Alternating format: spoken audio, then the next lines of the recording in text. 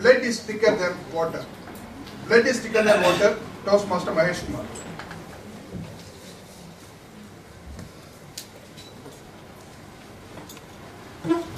Am I audible? Yes. Alexander the Great was ruling the entire world at the age of 30.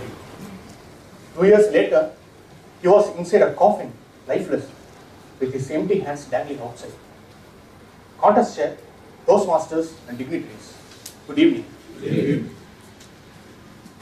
My cousin Shiva and I were sitting in the middle of the living room, frozen. Do you know why?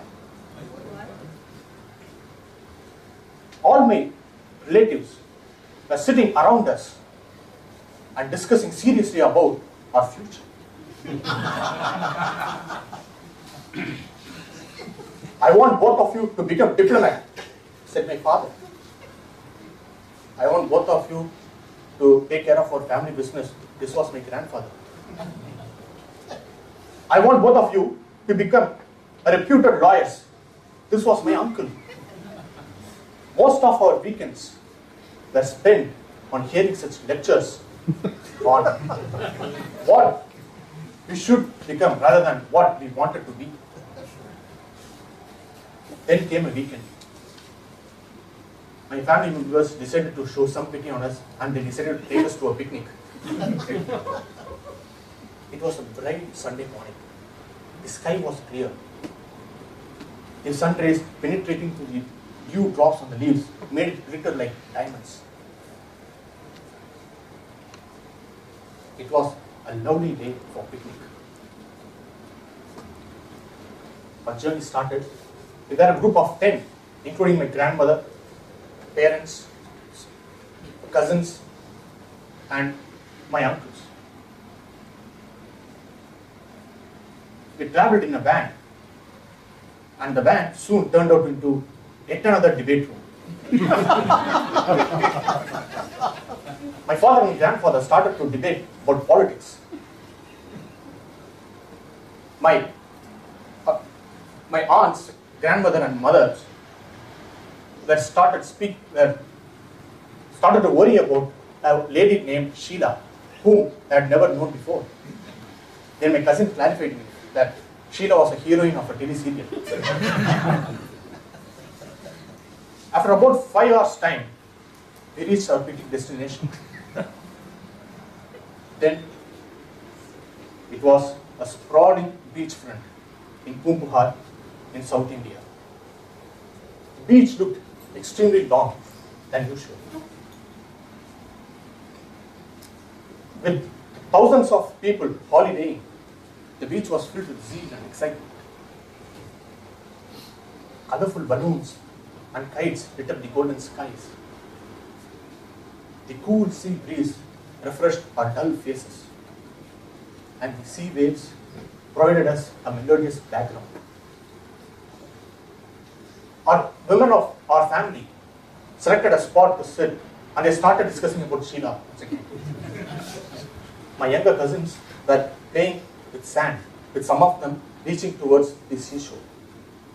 Myself, my grandfather and father enjoyed the sea waters licking our feet. My cousin went to fetch tasty cotton candies for the kids.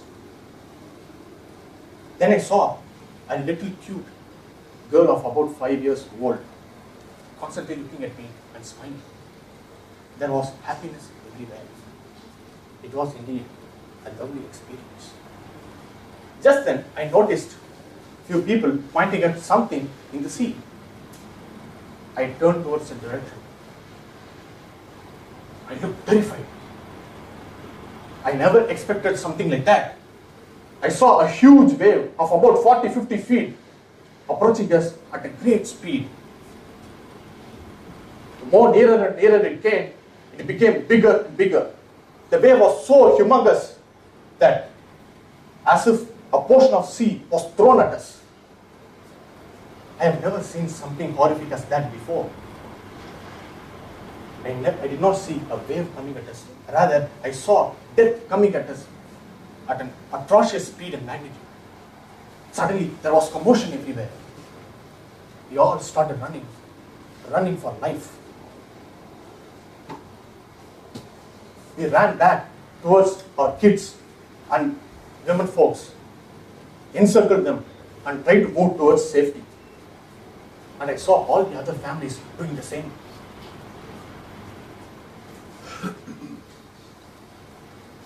Then there were yells of despair everywhere. The cars started deserting the beach even before the owners reached them. I was very certain that we were all going to die. In the middle of all the cars deserting the beach, I saw our van approaching towards our direction. On seeing that, we got self-confidence and we clutched each other and tried to move towards the van as soon as possible. I did not remember how fast we moved, but we somehow reached the van at the right time. We managed to sneak into the van and the driver started speeding away. Sitting inside the van, I turned back to see the gigantic waves consuming all the other families, including the girl who smiled at me before looking at me. Dear friends, we were one of the very few people who survived that catastrophic tsunami that hit South India in 2004. It was that day I realized that it doesn't matter whether you become a lawyer or a doctor or a scientist or whatever. All I wanted was my family. It was that day I realized that blood was thicker than water. From that day onwards, all those day-long debates and advices that never seemed to be painful at all. Rather, it only reminded us that we were all one as a family. Dear friends, progress in life depends on the paths which we choose. But in order to those paths to be meaningful, we need our people to cherish that. Blood is always thicker than water.